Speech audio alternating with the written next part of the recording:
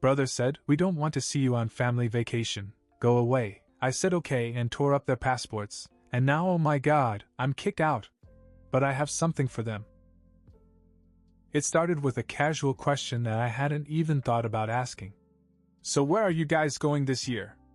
I had just walked into the living room where my brother, Jason, and his wife, Rebecca, were sitting with our parents.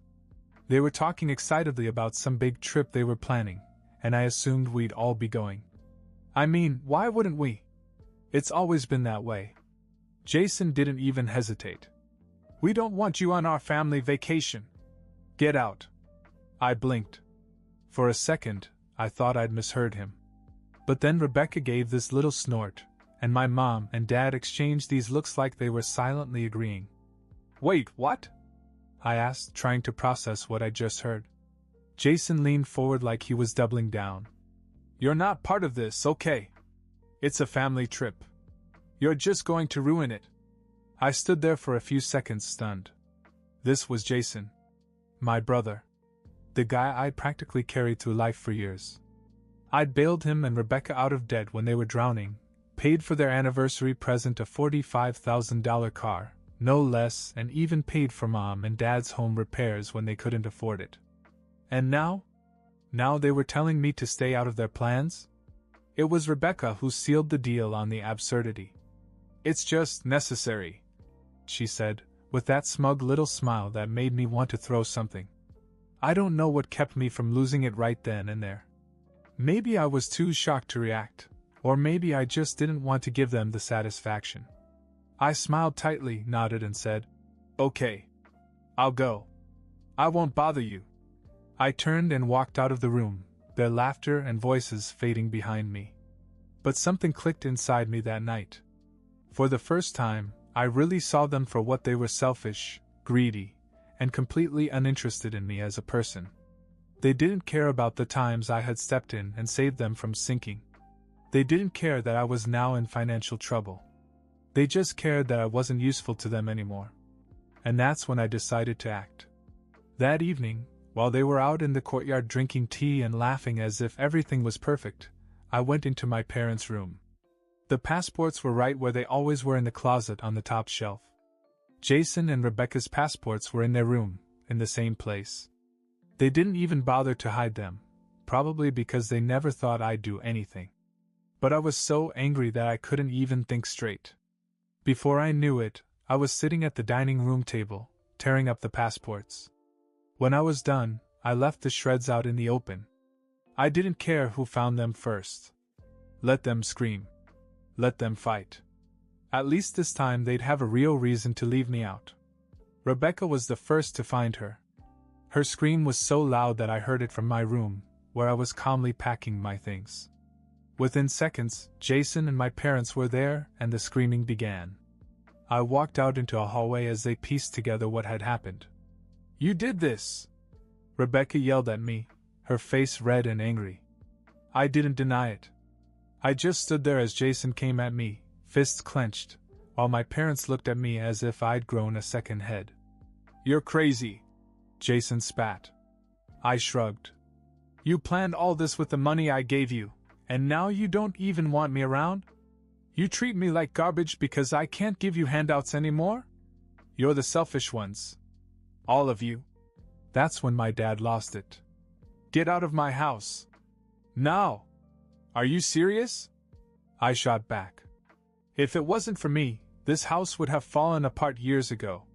You wouldn't even have this warm floor you're standing on. Get out!" So I did. I packed a bag, grabbed my wallet, and left without another word. But as I walked out the door, I turned around and said, "You're going to regret this. All of you." And I meant it. I checked into a cheap hotel that night, still angry but strangely calm. I wasn't sure what my next move would be, but I knew one thing for sure: I wasn't going to let them walk all over me anymore. The next morning, I grabbed breakfast and decided to take a walk to clear my head. While scrolling through my phone, I saw something that gave me an idea. It was a real estate listing a beautiful little rental house, just on the outskirts of town. It was way out of my budget for someone who had just lost their job, but I thought, why not? I was already in this mess. I called the realtor, met her that afternoon, and signed the lease on the spot. By the end of the day, I had keys in hand and a place to call my own. It was small but perfect, with big windows and just enough room for one person to breathe. But I wasn't done yet. While at the rental office, I asked the woman a curious question. "Hey, do you know if there's a moving service in town that's fast and, discreet?" She raised an eyebrow, but gave me a number.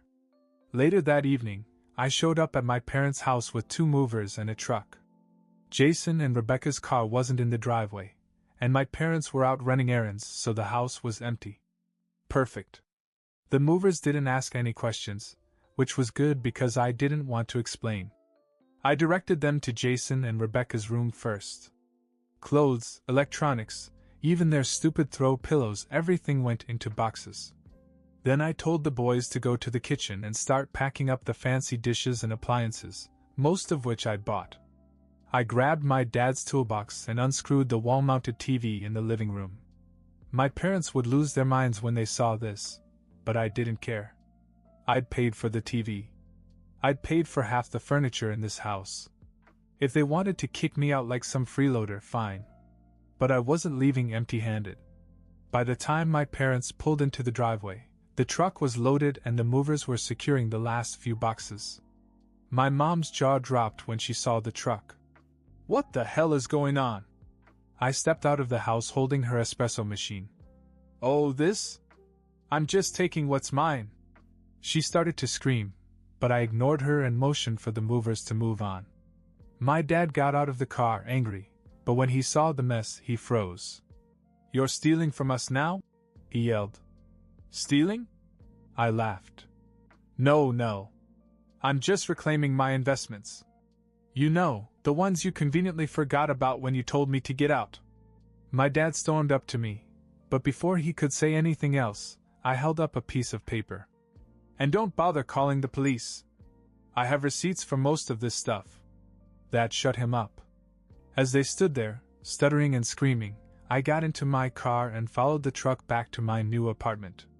That night, I sat in my living room, surrounded by their stuff, and realized how quiet it was without their constant noise. It was peaceful. But I wasn't done. The next morning I woke up to about 20 missed calls and a dozen texts, mostly from my mom. Jason had sent a few too, though his were full of threats and insults. I ignored them all. In the afternoon there was a knock on my door. It was Rebecca. She was standing there with her arms crossed, looking more angry than I'd ever seen her. "You're going to get all our stuff back," she said. I grinned. "And why would I do that?" "Because," she hissed, "you'll regret it if you don't." I leaned against the door frame. "Oh, Rebecca, I've already regretted so much." "You and Jason? You're not even at the top of the list." She opened her mouth to speak, but then her phone buzzed. She looked at the screen, her face going pale. She turned on her heel and walked away without another word. I didn't think much of it until later that night when I got a text from a number I didn't recognize. "You've gone too far. Meet me at the coffee shop on Main Street at 8. Jason." I stared at the screen, debating whether to go. I wasn't afraid of Jason, but something about the tone was different. Curious, I decided to go, but I didn't expect much. When I got there, Jason was sitting in the back corner, looking panicked. This was new. He wasn't the smug, overconfident brother I was used to seeing. "We need to talk," he said as soon as I sat down. "About?" I asked, pretending not to care. "Rebecca found out," he said quietly. "Found out what?" Jason hesitated, looking around as if someone might overhear. "About the money. About how I lied. About everything." I blinked. "What are you talking about?" Jason buried his face in his hands and mumbled. "I told her I paid for the car. And the house repairs. And the anniversary trip to Hawaii. I didn't tell her it was all your money." I sat back, stunned. "Wow. So not only are you a terrible brother, you're a liar." "Nice. She's threatening to leave me," he said, ignoring my jab. "She said if I don't fix this, she's gone." I couldn't help but laugh. And what exactly do you expect me to do about it? Jason leaned forward, desperation in his eyes. Just take some of the blame, okay? Tell her it was a gift, that you wanted to help us. She doesn't have to know that I lied. I stared at him for a long moment, then stood up. You know what, Jason? You're right. I will fix this. But not the way you're hoping. And with that, I walked out, already planning my next move. When I walked out of that coffee shop, I was done with Jason and the whole family. Completely done. But being done didn't mean letting them walk away unscathed. No, I had one last act to complete, and I was going to make sure they felt every bit of what I'd been through. I started with Rebecca. If Jason was afraid she would find out the truth, why not give her the whole picture? That night, I dug up every receipt I'd kept over the years: the car purchase, the house repairs, even the jewelry I'd bought for Rebecca when Jason couldn't afford it. I took pictures of them all and sent them to her with a short message. Thought you'd like to know where all this money really came from. Have a nice life. Smiling face with smiling eyes. The fallout was immediate. About an hour later, I got a call from Jason, but I didn't bother to answer it. He left a voicemail, his voice desperate and cracking as he begged me to stop. You're ruining my marriage, man. Please, just stop. I deleted it. The next day I went to my parents. They'd always acted like I was an ATM, so I decided to show them what life would be like without their favorite cash machine. I called the contractors who had done the house repairs, the plumbing, the roof, the HVAC, and told them that my parents might be behind on their payments. They're having financial difficulties, I said innocently. Just a heads up. Within hours, my parents were getting calls from contractors demanding full payment for the work I'd already covered. Of course, my parents called me in a panic, but I let them go to voicemail, too. The cherry on top? I went to the local utility company and switched the automatic payment on their electric and gas bills back to their account. Since I'd paid for those too, I figured it was only fair that they take care of them now. By mid-afternoon, my mom texted me, begging to talk. Mom, what's going on? Why are we getting all these bills? We can't handle this. Me. Figure it out. You seemed pretty confident when you kicked me out, so I'm sure you'll figure it out. Later that night, I drove by the house and saw my parents on the porch talking to Jason and Rebecca. It looked like they were arguing, and I couldn't help but laugh. The dream team is breaking up, I thought. But I wasn't done yet. Remember their big trip to Spain? I wasn't going to let them get away with that either. Sure, I'd already shredded their passports, but I wanted to make sure they couldn't just reapply and go on as if nothing had happened. So I called the travel agency they bragged about using. I pretended to be Jason, gave them just enough personal information to pass as him, and told them to cancel the whole trip. The woman on the other end sounded confused. But this is a non-refundable booking. You'll lose everything. I grinned. That's okay. Just cancel it. When Jason found out, he stormed over to my rental house like a madman. He banged on the door for 10 minutes before I finally opened it. What's wrong with you? He yelled. I leaned against the door frame, completely unfazed. What's wrong with me? What's wrong with you, Jason? You told me I wasn't family anymore. So why should I care about your little trip? You're sick. He spat. You need help. I shrugged. Maybe. But at least I'm not a liar and a user. He stormed off, shouting that I was dead to him. The next day, I heard from a mutual acquaintance that Rebecca had packed up and moved out. Apparently the receipts I sent her were the last straw. She had told Jason that she couldn't be with someone who lied to her for years and pretended to be the provider when it was really his pathetic brother who was footing the bill. I got another voicemail from Jason, this one even more desperate. Please, man, I'm sorry, okay? I was a jerk. Just stop. I'll make it up to you. Please. I didn't respond. A week later, my mother showed up at my rental house looking exhausted. She didn't even wait for me to invite her in before she started talking. Everything is falling apart, she said. Your father's health is bad, Jason's in a mess, and we can't afford any of these bills. Please just come back. We'll fix this. I crossed my arms. Why? So you can use me some more? Forget it, Mom. I'm done. Tears welled up in her eyes, but I didn't feel sorry for her. Not anymore. You're really going to let us lose everything? She asked. I smiled coldly. You already have. And with that, I shut the door. That night, as I was scrolling through my emails, I noticed something strange, a message from a lawyer's office. Curious, I opened it. Apparently, my father had been hiding something. Decades ago, he'd bought a small piece of land that had recently skyrocketed in value thanks to a new development nearby. The email was from a buyer offering an absurd amount of money for it. I realized then that my parents weren't as broke as they pretended to be. They had a safety net all along, yet they let me carry them for years.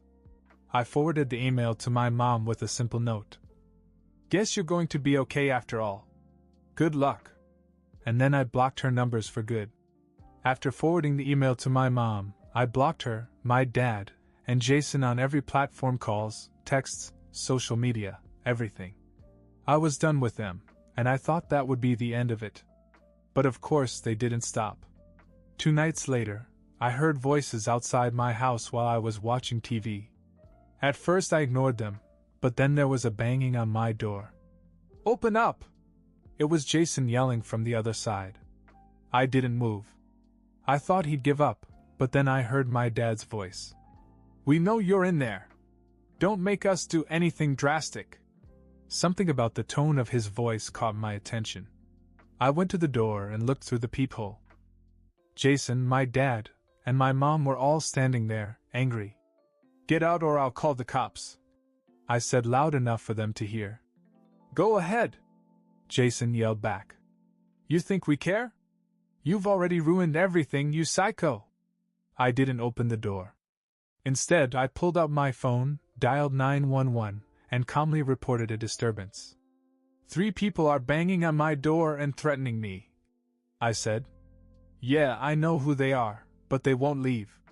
Jason must have heard me because he started kicking the door. You're going to pay for this. Before the cops arrived, they all stormed off, but not before Jason yelled something truly pathetic. Rebecca will come back to me and you'll be nothing forever. I laughed as their car drove off. A week later, I received a text from Rebecca. I hadn't blocked her because, frankly, I was curious what she was up to now that she wasn't tied to Jason. Her message was blunt. Rebecca, can we talk? At first I wasn't sure if I should answer. But then I thought, why not? I was bored, and she was probably as mad at Jason as I was. The next day we met in a cafe. She looked better than I expected, calm, composed, but there was a sharpness in her eyes that I hadn't noticed before. Why did you send me those receipts? She asked, getting right to the point. Because you deserve to know the truth, I said. She nodded and sipped her coffee. Well, thank you for that. Jason's a piece of crap. Always has been. We talked for hours. It was strange at first, but we found common ground in our shared bitterness toward my family. By the end of the conversation, she was laughing at my jokes, and I was surprised at how easy it was to be around her. She texted me again that night. Rebecca, do you want to come over? I knew it was a bad idea. I knew I was crossing a line that I could never cross again. But I also knew that Jason would lose his mind if he found out. So I went. What started as one night turned into weeks and then months. Rebecca and I kept things casual, no strings, no promises, just an escape for both of us. She was angry at Jason for lying to her all these years, and I was still angry at how my family had treated me. It wasn't love. Not even close. I'd never been the type to sleep with someone out of spite, but this was new territory for me. It felt good to have some power for once, to take something Jason thought was his and make it mine, if only temporarily. Rebecca didn't care about keeping it a secret either. In fact, she seemed to enjoy the idea of Jason finding out. She started dropping hints to mutual friends, little breadcrumbs that I knew would eventually lead back to him. It didn't take long. One night, Rebecca showed up at my house with a grin. "He knows," she said. "How?" I asked. "I made sure he saw a picture of us together," she said casually. I laughed, but I couldn't help but feel a little uneasy. Sure enough, later that night, Jason showed up at my door again. This time I opened it. "You're disgusting," he said, his face red with anger. "Really? Coming from you?" I shot back. "You've been lying to her for years. At least I'm honest. She's using you to get back at me." He spat. "Maybe," I said with a shrug. "But I'm still having more fun than you are." Jason lunged at me, but I stepped back and let him stumble into the wall. "Get out," I said calmly, "before I call the police again." He left, muttering threats under his breath. Eventually, things with Rebecca fizzled out. It was never meant to last, and we both knew it. She moved on, and so did I. In the meantime, I focused on rebuilding my life. I found a new job, slowly worked my way up, and eventually started earning more than I ever had before. I bought my own house, not a rental, but something I truly owned. As for my family, they remain broken. Jason and Rebecca never reconciled, my parents continued to struggle financially, and I kept them all blocked. Looking back, I know I could have handled things differently. Maybe I didn't have to tear up their passports or take their things. Maybe I didn't have to get involved with Rebecca. But honestly, I don't regret it. For the first time in my life, I stood up for myself. And it felt good. Years passed, and life settled into something peaceful. I didn't think about my family much anymore. They became a distant memory, a story I told occasionally when people asked why I didn't go home for the holidays. One day I ran into a mutual acquaintance at the grocery store. She mentioned Jason in passing, saying that he moved to another state after Rebecca officially divorced him. My parents were apparently still living in that house, struggling to make ends meet, but they were too proud to reach out to me. I just nodded and smiled, feeling nothing. That night, sitting in my own home paid for and fully mine, I opened a bottle of wine and thought about how far I'd come. Maybe it wasn't the fairy tale ending most people would hope for, but for me it was perfect. I had my life back, free of their greed and manipulation. And that was more than enough.